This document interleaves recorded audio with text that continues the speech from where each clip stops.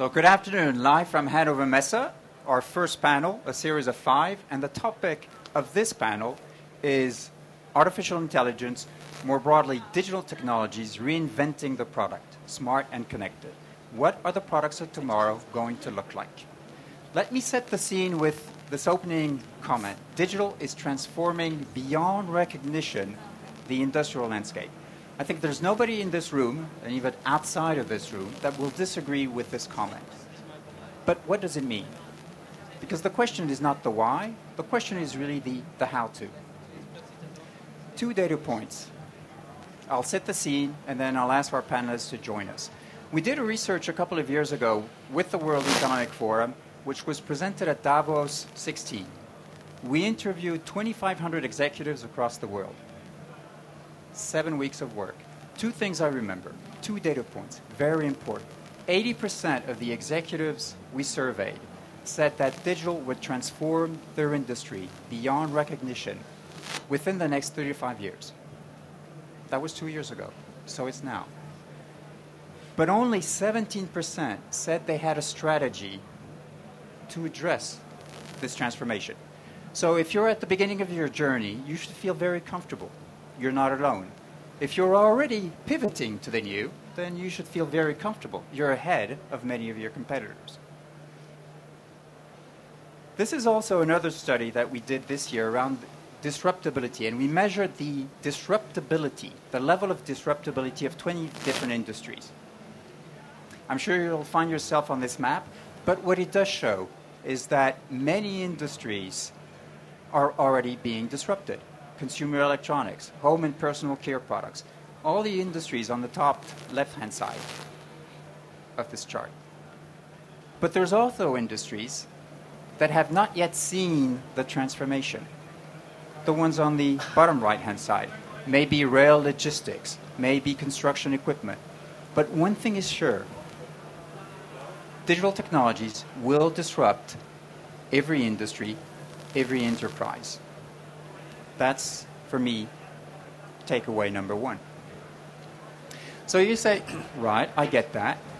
But then what is the, and I'm French, so I'll use the French term, the fil rouge, the red thread of this transformation? What's the main driver? Well, we've got a strong belief, and I personally have a strong belief, that it is the product. Products are not dead. Products, smart and connected, are at the core of the transformation. So what will the product of tomorrow look like? How is digital going to transform the product? Because there's one thing that I'm sure you're all convinced about is that we're moving away from mechanical, we move to electronics, software, we're moving to digital. There's more and more digital technologies embedded in the product. The value, the intrinsic value of the product is not in mechanical anymore. It's not about hardware. It's just a box. It's about digital technologies. And digital is becoming the connective tissue for value creation. More than 70% of the value of a product will come from digital or be enabled by digital technologies. So where are you? Where are many industrial companies? Here we did a piece of research, global piece of research, interviewed more than 500 executives. And what you can see is that 68%, close to 70% of the industrial manufacturers believe that artificial intelligence, more broadly digital, will transform the products. But only 16% have a clear vision, an articulated vision, about what this means for their companies. And less than 2% are executing to their commitment. A big gap between the believers and the one executing. So the real question, hence the panel of today, is how to make this happen. And here, I'd like to bring our 4 panelists to the front, which I'll quickly introduce. This is what we will try to do in the next 45 minutes. Answer these questions. We'll look at 3 things. How is artificial intelligence and digital transforming the products of today? 2, we'll look at the internal and external implications. because it means a fundamental change in R&D, in engineering, in manufacturing. And then we'll close the panel with what are the key capabilities manufacturers need to have either in-house or through their ecosystem to be successful. So I'd like to welcome, I'll start by the order. So Olivier Cognier, who is the founder and CEO of Predictive Layer, artificial intelligence-based company. Thank you. Please join. There's a bit of noise. I'll continue in the series of Olivier with Olivier Rivet, who's VP of Industries from Dassault Systèmes and oversees 12 of the industries within Dassault. He's all into IoT, digital, and how digital tech are transforming enterprises and products. Welcome. And then Guido Jouret, who's the CDO of ABB, who's joining us. And Jay, do you want to come from Upskills here too? It's all about, wow, watch out, augmented reality and how this is transforming the workplace and the products. Yeah, so our four panelists here will help us answer the how-to AI is transforming the product. So let me start with the first question. How is artificial intelligence? So we have a panel about products. So how is artificial intelligence, and more broadly digital, transforming products and services, moving from mechanical to software to digital-enabled services? So very broad question. I'll start with Olivier. Okay. On what would you see as the key characteristics of the products of tomorrow and how digital are transforming the products? Good. So thank you for the opportunity to give our vision. In fact, in Predictive Layer, not only we have a vision, but we already implemented it, so it's easier to better understand how it materializes. I think a very important aspect of artificial intelligence is the fact that it can use not only the data of the company, but it can use also the external data of the industry of that company. So by being able to mix automatically all this source of data, artificial intelligence is able to change completely the type of decisions that are being made for the product design. And we do believe it's a very important characteristic that has to be implemented on an industrial perspective by every industry that you mentioned. Okay, so data, internal from the products and outside. Combined, predictive. Okay, thank you. Can I continue in the series of Olivier? And then we'll mix, okay? But just for...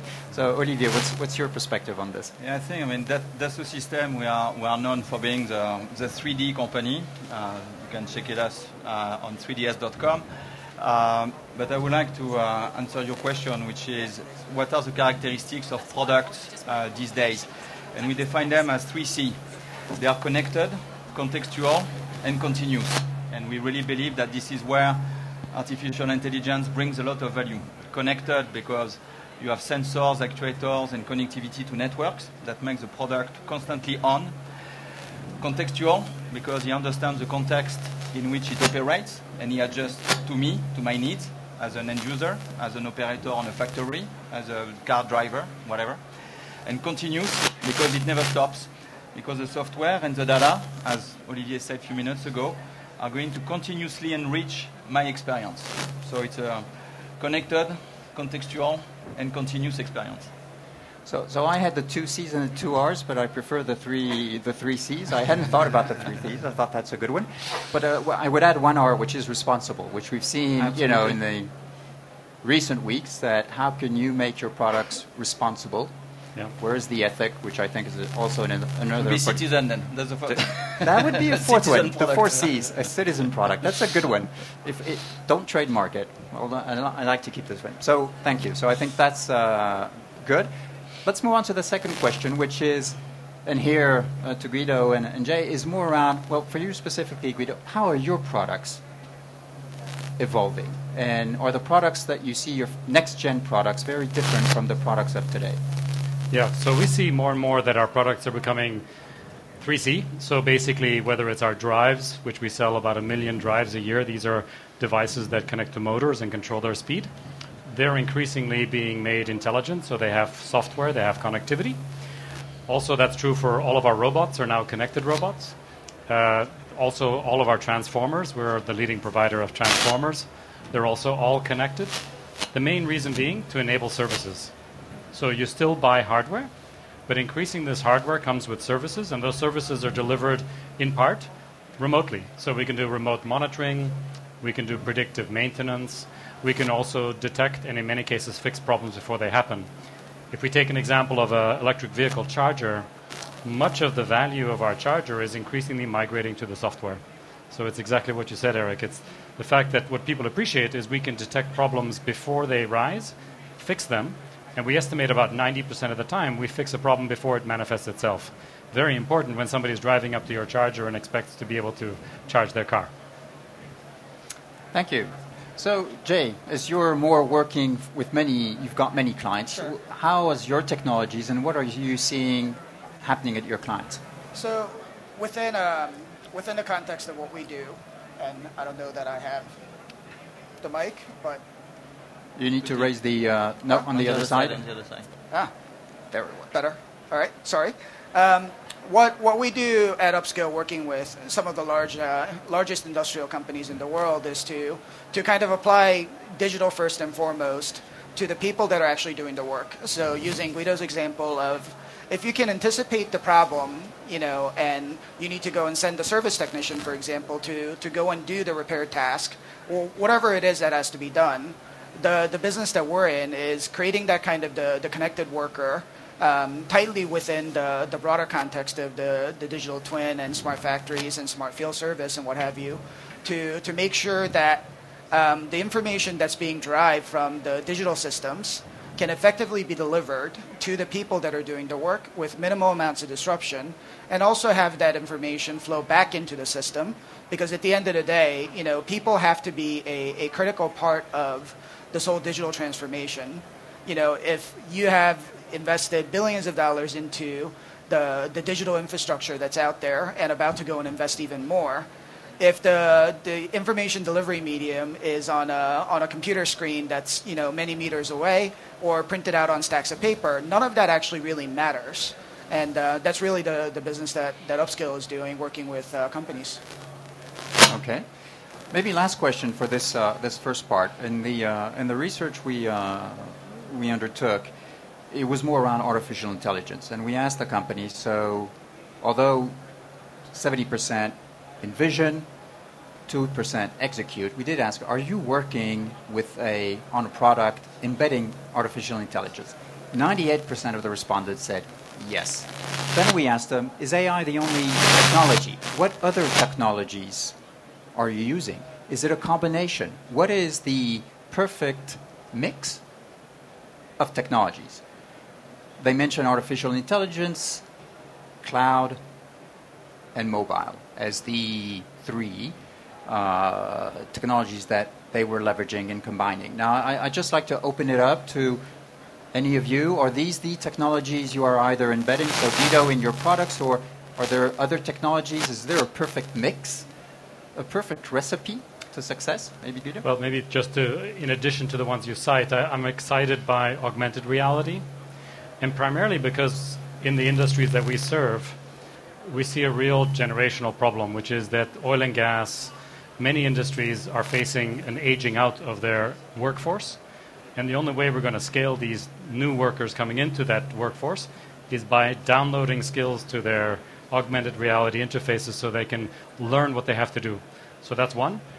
The second one is blockchain. I think increasingly as we think about digitalization, inside a company, things are pretty close to being well digitized, I would say, for the most part, not evidence of much paper. But the moment you leave the factory gates, you leave the refinery, you leave the plant, everything reverts back to paper again. And there, I think the hope of blockchain is to digitize the inter-enterprise, or between enterprise and government, for example. And maybe the last one is drones. And the drone technology, we think, is very important for jobs that are dirty, difficult, or dangerous.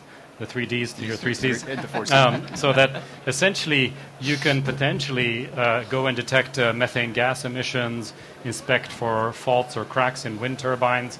All of these technologies are faster and easier to do with those technologies. Okay. Olivier, would you like to add something? No, absolutely. We do believe that artificial intelligence has a huge way to disrupt many of industrial systems. What we think about the sectors that you have been mentioning before, if you take a sector like energy, the volatility of the demand, the volatility of the supply is radically changing completely these sectors. With artificial intelligence and machine learning, we can now have new engine which will process all the IoT, all the cloud infrastructure, all the sensors, but also all the other data of the competitors, all the other data of the other industrial system. And the artificial intelligence is the only way to process that automatically and in an industrial way. And it's far beyond the human reach. The challenge, though, is how will human control that? How do you control these robots, which take thousands of inputs, and have to react industrially in real time to do that? And that's obviously what needs to be sorted out when you were talking about the balance. Maybe.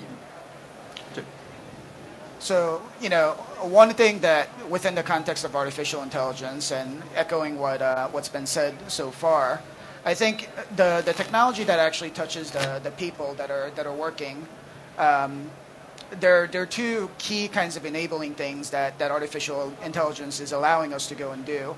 One is around being able to go and do natural language processing, so that you're creating effectively this kinds of a hands-free interface to simply kind of speak to your system, whether or not that's your mobile phone or smart speaker or a wearable, to go and access information without having to interact with touch or keyboards, other kinds of things like that.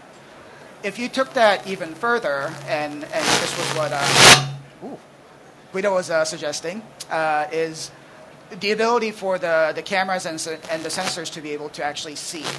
So, without even having to go and speak, married with AI and natural language processing and the broader kind of the digital infrastructure, the system is able to actually define and determine your intent as to what you need to be doing next. So that's the holy grail of human-computer interaction, human-machine interaction, is that there's no active input that's required by the user in order for you to be able to go and do what you do. And that's very, very, very powerful. Olivier? Yeah, I mean, I cannot just echo what was said before. It's clear that whether it is blockchain, AI, drones, mobile, AR, I mean, you see all of these worlds surrounding us these days. And I think that yesterday during the opening evening, it was very clear that it was central to everything all of us do. But what we believe at Dassault Systèmes is that if you don't capitalize all of this knowledge that you have about a process or about a technology, and the know-how of how people are using that, and blending this knowledge, this industrial knowledge, this simulation model, this modeling knowledge, with the know-how of your team, of your ecosystem, of your employees, and really reveal this knowledge and this know-how combined together in a digital way, you are missing a part. So this is really for us the core of everything we have built, to ensure that we reduce the distance between the world of virtual and the world of real, to the closest, because when you go in the real world, this is when the trouble starts. This is when the beauty starts to happen, but also the problems of overcost, overrun, breakage, leakage, and all the 3D that we were talking about before. So the longer you stay in the virtual world to model and simulate not only the physical aspect, but also the financial aspect, the better off you are, because you can run tons of what if scenario, and at some point decide to move in the real world, learn from the real world, and look back and improve again your virtual models. And this is this constant loop of knowledge and know-how that we really believe is the core of an experience platform and an experience economy. Which tees up the second section, which are and I thank you for that, for the internal and external implications. Because if you take a product which is smart and connected, and we're working for one of our clients, which is a tier 1 automotive supplier, they make seats. Think with autonomous, electrical, shifts, trends which are completely transforming the automotive industry. The interior of the vehicle will be very different. There's no passengers, there's no drivers, there's 4, 5, 6, 7 people in a vehicle going from point 1 to point 2. the experience. You'll have more time, more free time in the vehicle. What can you do? Is it digital twin, digital continuity between the home, the vehicle, the office? Your car could become a room in a hotel when you're driving overnight. Two beds, 3 beds, 4 beds. It could also health and wellness. How can we guarantee you that when you get out of the car, you feel better than when you went in the car? So here, how digital is also transforming the interior of the vehicle. So you can see we're moving, as we said, from hardware. There's more and more software, more and more digital. Lots of implications for a company. R&D will be fundamentally different. R&D hates what is uncertain. And what are we asking R&D? To embed technologies that these 2 guys at the end, or these 4 people, are creating. So uncertain technologies, not yet proven, but yet you've got to put them in your product. This is, R&D hates that. Engineering will have to be more agile, sprinted. We all want the product faster. We don't care about the box. We want the experience. How do you get that faster? So, and think about manufacturing. This is going to put a lot more pressure on the manufacturing folks. So you can easily understand that smart connected products, implications on design, on engineering, on manufacturing, on after sales. So I'd like to get your perspective, and I've got this in the right order, so let me look at my notes. On this one is your take on the internal implications. Let's look at maybe the process side, and then we'll look at the tools. And I'm sure Olivier says, this is going to be for me on this one. But let's look on the process side to start with. And Guido, can I ask you, as you're embedding more and more digital tech in your products, any implications on your internal operating model, organization capabilities? Yeah, sure. More and more, what we find, of course, with connectivity, these things are not individual point products anymore. They're increasingly coordinated systems. So if your company in the past has been siloed and selling individual point products, these now increasingly need to work together. And if your company is not set up to do such internal collaboration, then I have news for you. It's going to be tough. So that's one. Second one is, I think in terms of agile development, it's clear that even though terms like agile and DevOps came from the software world, it's very clear that as more and more of the functionality of a product is now determined by its software, we are starting to develop more of our products in 2-week sprints in a series of agile and DevOps methods, which also means we have to find customers who are willing to follow the same kind of trajectory. And the good news is that we have a lot of customers who say, I'd like to do that with you. I know this is not yet a product. It feels more like a project. But that is, I think, the way things are going. And the reason why customers say yes to that is because they want early access also. They want an early benefit of this particular solution so they can be first to have it. But the key is to find and to align the changes inside with also the changes outside. Okay, thank you.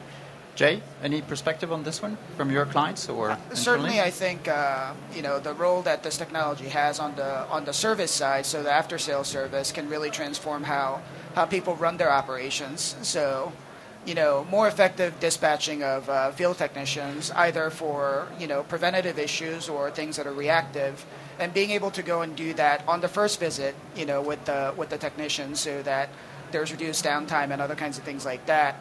The role that this technology kind of has is, being able to actually go and turn information that all these digital assets are producing, apply that into interaction, and then move that out towards being able to go and turn that into actual action. And that, of course, is very, very powerful. And there's more agile methods in being able to go and deploy your service workforce so that you're not flying people around between all kinds of different locations. Okay. Don't want to say Dassault is only a technology firm, but if you've got solutions, what are the implications from a platform perspective or from a solutions perspective? The first thing is to make sure that you are not working during this innovation process that starts with ideation, continues with design, engineering, manufacturing, and so on and so forth, that you are not working with a collection and a hodgepodge of apps here and there, because you know that every time that you need to hand over files and attach PDF, we love PDF by the way, and Excel. We love Excel, by the way. But at the end of the day, all of these files that are flowing around and floating around and flying around makes the life of people who have to take decisions extremely difficult. So we decided to embark more than 10 years ago in a journey which is to remove the files and work with one single data model to make sure that whether you are a simulation engineer, a manufacturing engineer, a designer, an electronic component engineer, a circuit board designer, all of us, all of you, are going to work with one single version of the truth. So if your design engineering team is in San Diego, and your manufacturing team is in Kuala Lumpur, and the supply chain manager is in Shanghai, everyone will be working with the same version of the truth. So it seems to be trivial to say that like that, but it took an immense amount of R&D on our side to make that happen. Because at the end of the day, what we want to offer is an environment where you think in terms of system, in terms of systems, who are going to have interactions with each other, we are going to have tons of constraints, but also a lot of potential, and all of that can be achieved if you think system engineering. So I don't want to go into detail, but if you want to make it simple for the customer, someone has to handle the technology and the complexity. So we try to do that as much as we can. Just to build on that, and then I'll hand it over to you. Just to build on that, I mean, here too, working with many industrial clients, but also looking broadly at other industries, maybe consumer goods, life sciences. There's one thing that is a common theme across all of these industries, is that the fact that they work across multiple systems. I mean, a manufacturer has more, and I think it's between 20 and 50 different systems, yep, which do talk to each other from time to time, but you know, it's not a continuous flow. And you've got product data and master data in all these different systems. So you can easily understand what happens in terms of consistency. And so that is one. And then also working with clients maybe like Nike, Adidas, or aerospace and defense, making maybe more complex products than a tennis shoes. They're all talking about the digital twin. Mm-hmm. Whatever the type of product, it may be complex or less complex, is how do I get a unique representation of my product in a new definition, services and everything, which can be used across the whole enterprise. And that's the challenge. And now I think it's a key priority for any industry, any enterprise. Olivier, please. Yes, so in fact, in addition to what you just said, I do believe that artificial intelligence is changing something important in every company. And the fact that is that in order to implement industrially artificial intelligence requires a lot of mathematical skills and very, very advanced mathematics. And that needs to be applied to every sector. Unfortunately, there will not be enough mathematicians for all the sectors and for all the industry. It will be extremely important for an industrial players to understand with who he will work outside of his organization to get these mathematics that are appropriate for his business. Creating the product is something important, but running an industrial process is even more important for a company. That's the core of their business. And bringing artificial intelligence in the core business will require so advanced mathematics that none of the industry will do that by themselves. We will see a lot of artificial intelligence platform, but they all require mathematicians to be used. You know, are you going to bring a mathematical performance and skills within a catering company, within an automotive company, within an energy company, within no way, it's not possible. So this is going to really change the paradigm of working outside on strategic element of the business. Thank you. I studied physics, so I think I got it wrong. I should have studied math. Absolutely. Damn. Okay. But so you raise an important point, which also Olivier Rivet mentioned, is the implication on the workforce, the men and women in the enterprise.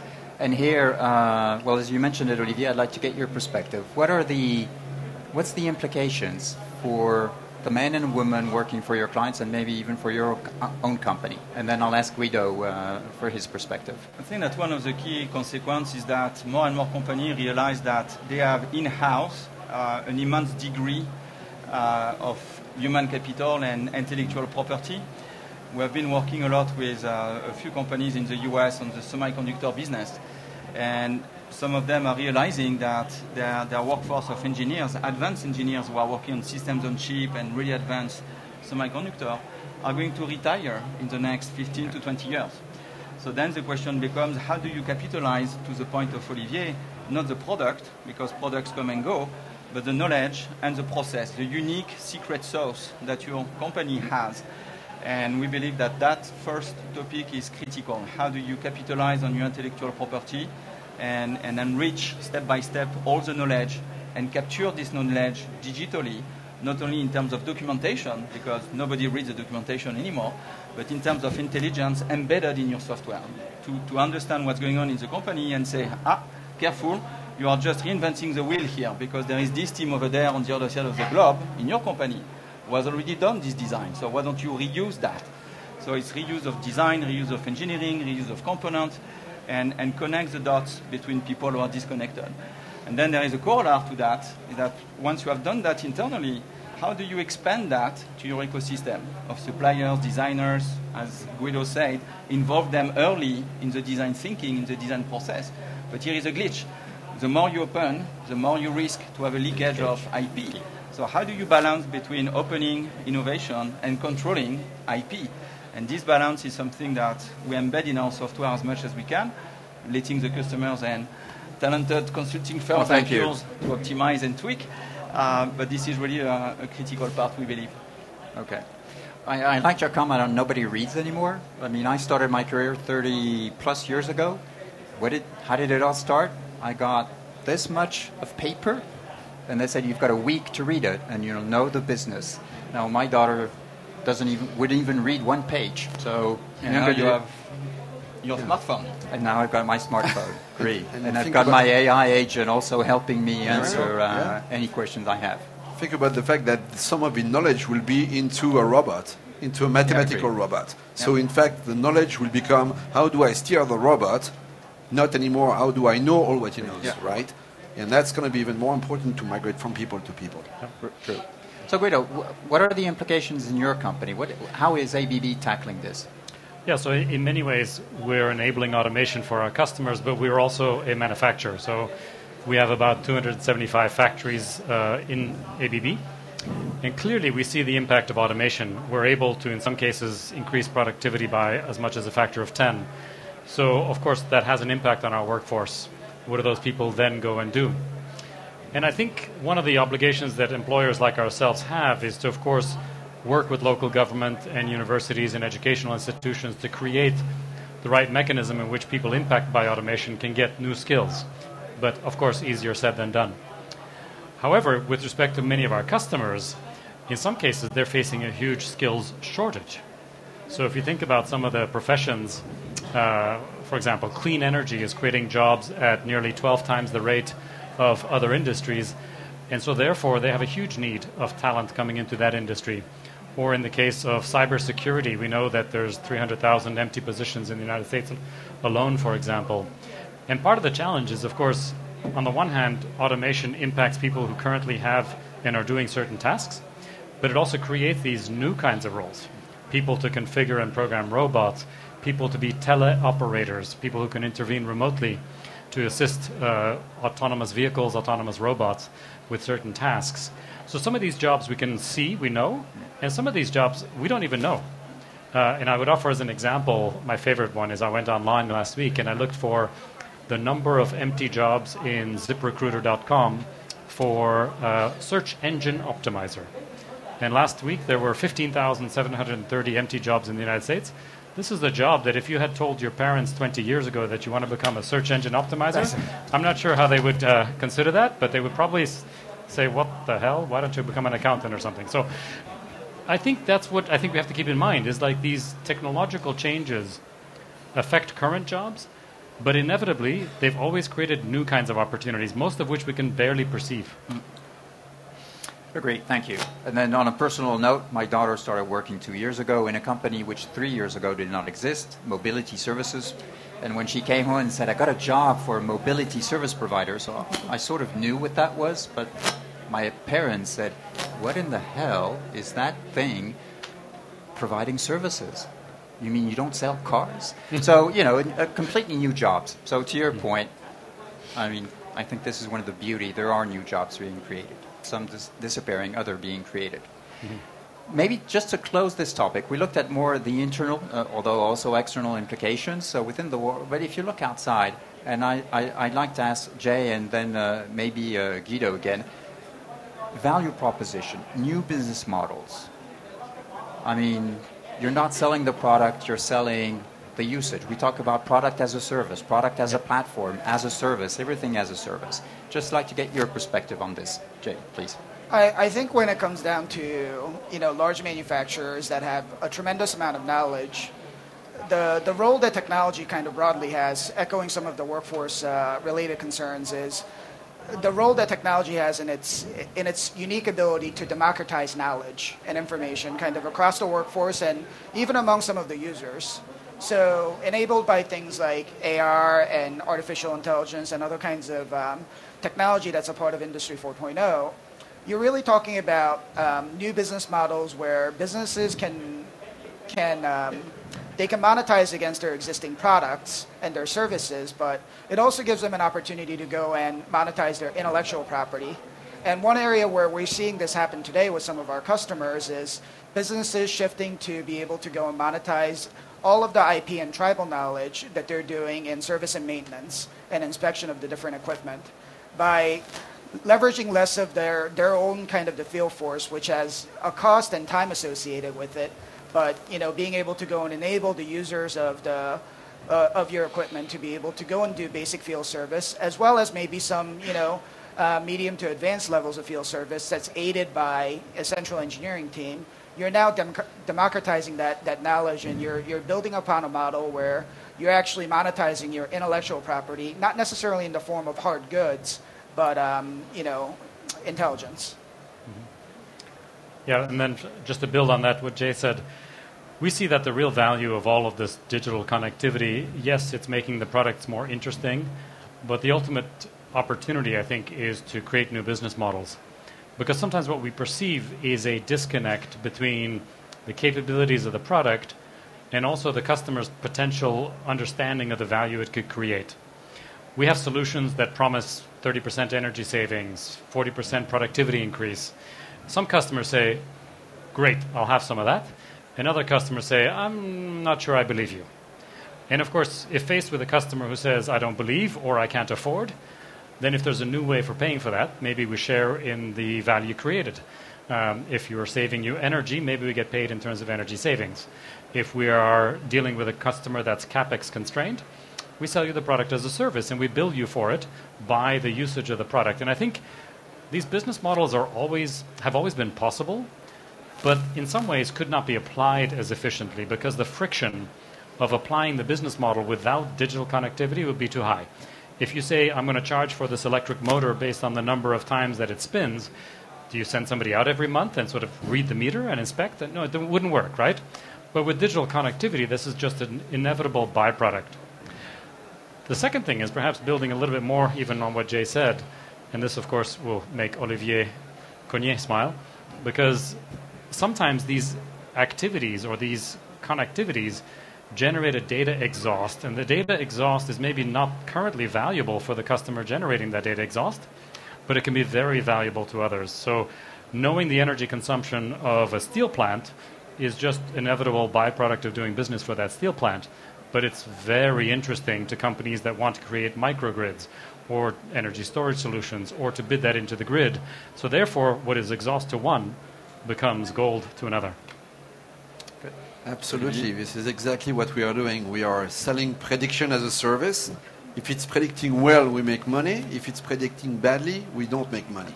And in that example, a company like ArcelorMittal, the steel producer, we predict and optimize their industrial system. And the knowledge of their data can be used to better purchase energy, to better optimize their ratio of performance of their industrial plant. At the same time, the same data can be used by some of their customers, some of their suppliers in a very efficient way. And again, new business model not only for us, but also for our customer and our suppliers. So maybe to this point, maybe two examples is to build on. One, leveraging new business models, but maybe, or new ways of working So I think it was 4 or 5 weeks ago, I was invited by Chairman Zhang, who's the CEO and chairman of the Haier Group. We're a leader in white products, and phenomenal man and phenomenal company. But so he's leveraging digital to create his digital customer platforms, connecting and customer inclusive. So we manage from B2B to B2C to C2B, customer to business.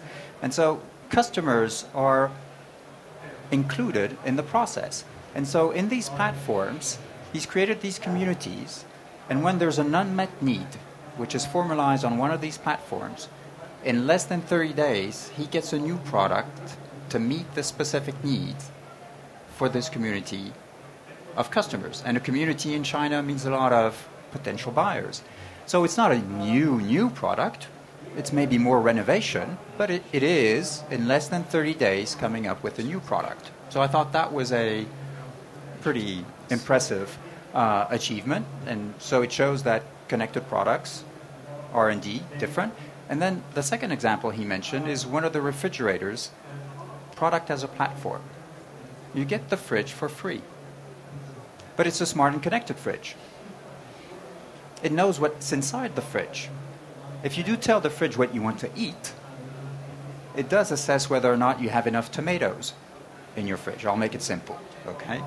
And then if you use or order the tomatoes sort of automatically from one of his ecosystem partners, organic tomato producer, they get a small transaction fee. And you get your tomatoes at your doorstep. So it's nothing about selling the product, but it is as a service and getting paid a completely new, different business models. And wouldn't you want to get a free fridge? And they're pretty good fridge. But you can transpose that to any types of products. So I thought that was an interesting model and very different from today. But it is, as Guido mentioned, because it's smart and connected. So I think we saw how products are going to be transformed. We looked at the internal and external implications. Let's close the panel discussion with what are the key capabilities? What do you need to master internally or externally? Ecosystem might come up as to be successful in this transformation. And here I'd like to get the perspective of our 4 panelists. So I'll start with you and we'll go down, if you're okay. Thank you. So what are the key capabilities? I think, first of all, being able to work with third-party companies who can bring this knowledge of artificial intelligence within your business process. So first, very important one. Second one, it's a very strong combination of IT, process, and mathematics. So having organization who can link and steer these different groups within the organization to basically break the silos is going to be critical as well. And I think that would be a good start to start with that. Okay. So as we mentioned before, we believe that when you have a platform that is truly an open platform that connects all the disciplines of the company, where the engineers, the business people, the manufacturing folks, the retail and sales organizations can very early in the innovation process imagine and visualize what it could be, you actually save a lot of time. So it has to be an experience platform where everybody can model and simulate what the end experience could be and should be. From a mathematical standpoint, it means a lot of algorithm for modeling and simulation, all the phenomena, whether they are physical, electrical, mechanical, software, and we fundamentally believe that this is key. And as you said about the example with Nike, you can imagine that a Nike shoe is simpler than a plane. It's actually very complex too, very complex too, because you have tons of variants, tons of configuration, and more individualized product. And being able to imagine a baseline that everybody can innovate from, but then have a process that will allow differentiated experience for everyone is what we really want to provide with what we call the 3D Experience Platform. Then for me, I think it's a combination of combining what Olivier Cognier was talking about, this IT expertise, AI, cloud, all the new technologies enabled, but also the domain expertise, because unless these are tools, unless you apply them to a problem that's worth solving, you don't create or you don't unlock value. And then once you've done that, you've combined these new exciting technologies with an existing opportunity or problem. Then, of course, you have to have a team that can take it to market. And I think that sometimes gets neglected, so that you can have all the innovation you want, but sometimes your company or your existing workforce doesn't know how to take it to market, doesn't know how to sell it, may not have the right channels to take it to market. So you sort of need this combination of all three. Last one's always the toughest, right? And what I would say, and this kind of gets into the fundamental kind of the cultural change that we're facing collectively as a global economy, is that with technology like this, the fundamental definition of how people are working is about to change. It's actually changing as we speak.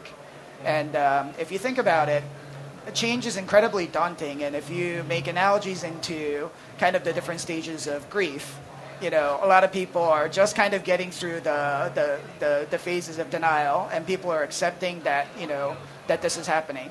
And I think being open to change and recognizing that, change isn't something that's led by necessarily even the top down or the bottom up, but it has to be kind of ingrained into the culture so that people are open to the fact that these things are just, the world is changing around us, is the fundamental thing that has to happen before any of the other things, I think, click into place. Okay, thank you. I heard lots of good, I think, innovation, digital capabilities, ecosystem yourself, open up without giving away your IP was one of your point. Love the point on the go-to-market. It was tough for many of our clients moving from products to services, because selling a service is very different from selling a product. Now it's new business models. Not sure the workforce as it is or the sales force as it is today is well equipped to position this. So I think those are good points. Before closing, I'd like to open it up, because we've been talking for about 45 minutes. Are there any burning questions from the audience on the topic?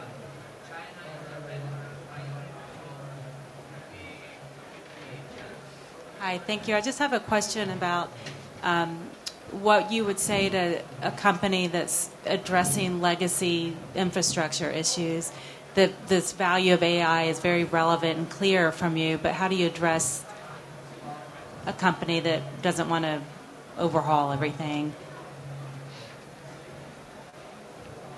So I think one of the key value of AI is the fact that it can work with partial data, because it can understand that a representation of data that we have collected here on a new area can be a good representation about what's happening there. So implementing AI on data that are not yet clear, that are the system which are really old system next to new system, it's typically where AI will bring much more value than any global strategy of revamping everything before doing something. Yeah. Maybe just to add to that, in the industrial world, nothing is greenfield, everything is brownfield. So there's always legacy. And there's usually some way to connect to something. So you can usually bring some data back into the process. And the good news, I guess, about brownfield is that the room for optimization or improvement is sometimes much greater, because energy efficiency and productivity can sometimes be much more important, or the achievable goal is higher than in a top of the line brand new factory, for example. So I think in that sense you have to create I think I call it the combination of greed and fear. The opportunity combined with the fear of what if we don't. Maybe an interesting is outside. We've got one of our partners, HP Coxa, which is an Italian manufacturer, mechanical, and in their factory. So we've been working with them. The CEO on video, but you've got someone from HP out there, will tell you that 75% of his machines, industrial machines on the shop floor, are more than 30 years old. Okay, and then he's got a few brand new, high-tech, 3D printing, whatever. And good history. I mean, if you can, stop by and have a discussion, and the person presenting at the booth, and he is here. He is here. So hello. He will tell you that how he's been able to leverage the data coming from the old and the new to improve the efficiency. So, do you want to say a few words? Can we ring the microphone?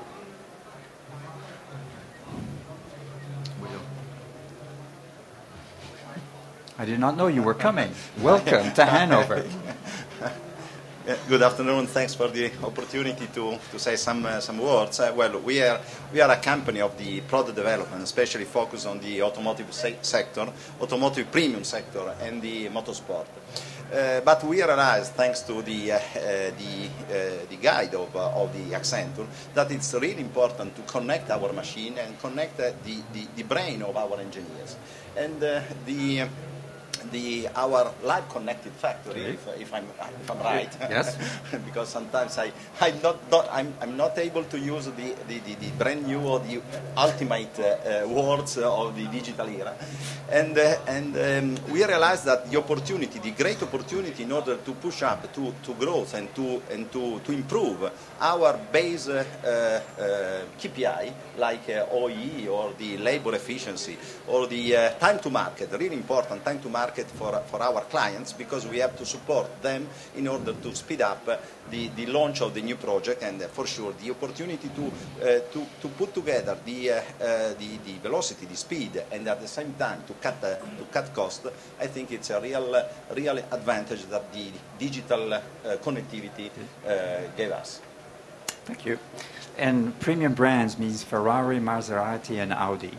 Formula One and more standard cars. But what I love is the 3D printing facility that you've set up in Muiden. And you can see in near in the center of the booth the two brands, one of the Accenture brand and the HP Cox brand, one done in aluminum, the other one in Inconel, and done by our 3D located in the Innovation Center of Modena. Good, thank you.